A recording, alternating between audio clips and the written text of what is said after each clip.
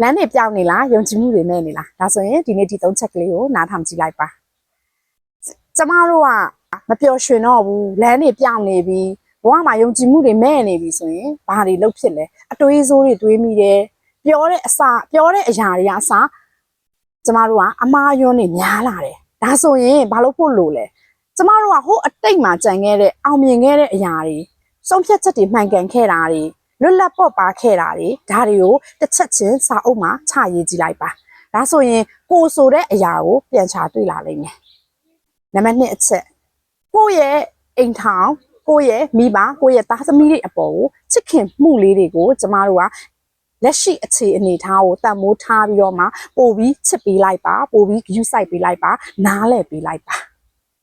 လက်ရှိအချိန်နောက်ကောင်းမွန်တဲ့အရာဘာမှမရှိပါဘူးဒါကြောင့်ကျမတို့ကအတွေးတွေကိုတွေးရင်းနဲ့ယုံကြည်ချက်တွေလမ်းတွေပြောင်းနေမဲ့အစားလက်ရှိအခြေအနေပေါ်မှာမိသားစုပေါ်မှာချစ်ပေးဖို့အချိန်ရရင်မိသားစုပေါ်မှာပို့ချစ်ပေးလိုက်ပါနံပါတ်3အချက်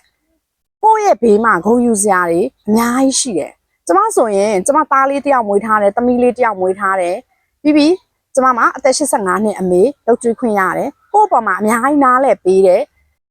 အမျိုးသားရှိတယ်ဒါတွေကကျမဘဝမှာဂုဏ်ယူစရာအကောင်းဆုံးအချက်တွေပဲကျမတို့အောင်မြင်မှုကိုပံ့ပိုးပေးနိုင်တာလေဒီရဲ့မိသားစုကနေပဲပံ့ပိုးပေးနိုင်တာပျော်ရွှင်အောင်လုပ်ပေးနိုင်တာစိတ်ချမ်းသာစရာလုပ်ပေးနိုင်တာလေဒီမိသားစုကပဲလုပ်ပေးနိုင်တာဒါကြောင့်ကျမတို့တွေကယုံကြည်ချက်တွေမဲ့ပြီးလမ်းတွေပြောင်းနေပြီဆိုရင်တော့ကိုယ့်ဘေးနားကိုယ့်ရဲ့မိတ်ဆွေတွေကိုအသက်နိုင်ဆုံးချစ်ခင်မှုတွေပေးပြီးနားလည်မှုတွေပေးပြီးတော့မှကိုပြန်လဲရှာဖွေလိုက်ပါဘယ်လိုရှာဖွေမှာလဲစောစောကကျမပြောခဲ့တဲ့အချက်ကိုရီမှာအားသာချက်တွေအများကြီးရှိတယ်လူတိုင်းအဲ့ဒီအားသာချက်ကလေးတွေကိုနေ့စဉ်စာအုပ်ကလေးတစ်အုပ်မှာချရေးရင်းနဲ့ကိုဆိုတာဘာတူလဲဆိုတာပြန်ပြီးပေါ်ပေါက်လာခဲ့တဲ့အခါမှာ